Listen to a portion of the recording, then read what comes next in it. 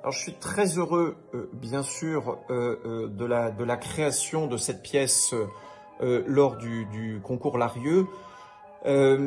C'est d'abord d'être créé, c'est toujours un immense bonheur. Et puis alors, bien sûr, la particularité, c'est que ça va être co-créé par de très nombreux interprètes, des interprètes venus du monde entier, avec des sensibilités différentes, des imaginaires différents. Et alors ça, c'est une richesse évidemment incroyable. Et je suis très intrigué d'ailleurs de voir eh bien la transformation, la transmutation même de la pièce par ces différents interprètes. Je suis toujours frappé en tant que compositeur de voir à quel point un interprète peut transformer une œuvre, en bien ou en mal d'ailleurs, mais parfois même en faire quelque chose de plus grand que l'œuvre elle-même. C'est même le rôle d'un interprète dans comment dire, de la sublimer. Et là évidemment le grand mystère, c'est de voir ça par des interprètes jeunes et encore une fois avec des cultures et des imaginaires différents. Ça pour un compositeur, c'est très enthousiasmant et même très intriguant pour une pièce comme Kaptara, qui est justement une pièce qui va chercher dans différentes cultures, dans différentes poésies. Et je suis très impatient et très heureux d'entendre les différents candidats dans cette nouvelle pièce.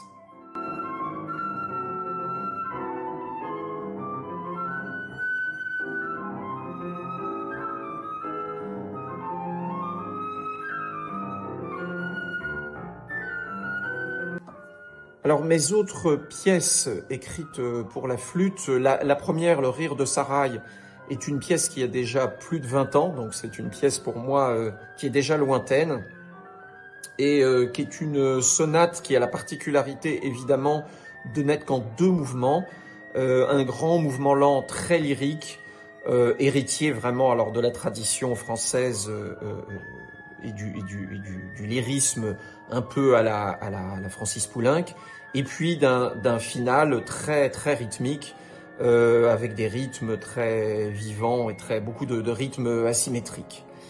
La deuxième pièce que j'ai écrite pour la flûte, alors c'est une pièce de beaucoup plus grande dimension, c'est un concerto pour sortir au jour. C'était une commande à la fois de Mathieu Dufour et de l'orchestre de Chicago.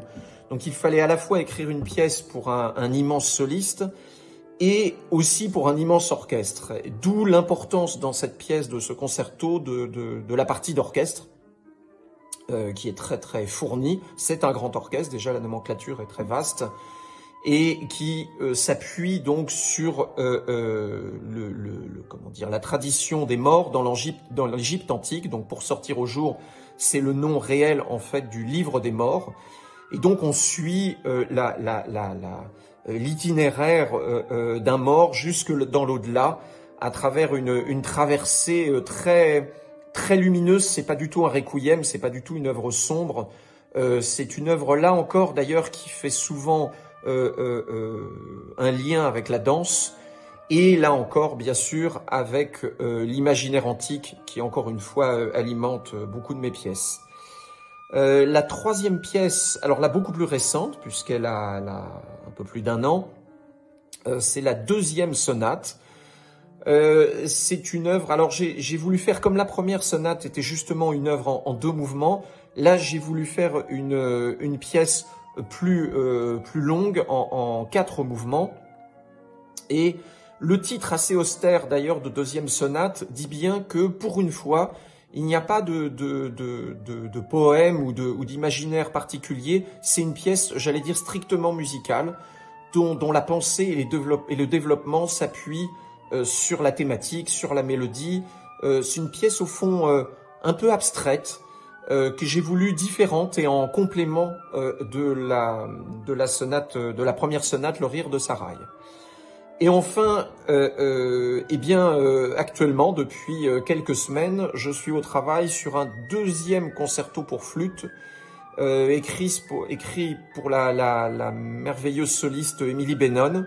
Et là encore, un orchestre, comme pour le premier concerto, un orchestre tout aussi merveilleux qui est le Royal Concertgebouw d'Amsterdam, qui sera créé donc l'année prochaine avec Klaus Makela à la direction. Donc alors c'est un concerto qui sera lui écrit pour une formation un peu plus réduite, donc un orchestre formation Mozart avec une percussion en plus, donc quelque chose d'un peu avec un accompagnement un peu moins fourni que le premier concerto, et qui là aussi, comme souvent j'essaye de faire dans mon catalogue d'œuvres, d'écrire des œuvres qui se complètent un peu les unes les autres, qui se répondent un peu en miroir les unes des autres.